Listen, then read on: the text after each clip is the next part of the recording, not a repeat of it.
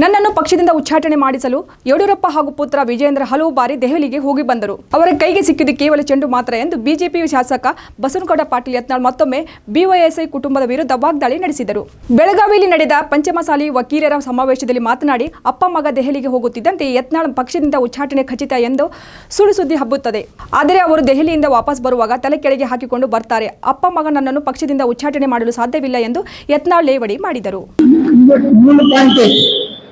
मुझे ऊपर आपको मको तक्षण हो रहा रहते नहीं, वो पंचमसाली वो पूरा उनके साथ है। ये हिंदुत्व का बहुत अच्छा बात करते, क्या करेंगे तुम भी संभाल के जाओ कಳಿಸ್ತಾರೆ. ಇಲ್ಲಿ ಹೋಗೋ ಮುಂದೆ ಎತ್ತಾಳ ಉಚ್ಚಾಟನೆ ಖಚಿತ ಟಿವಿ ಹೊಡ್ತಾರ.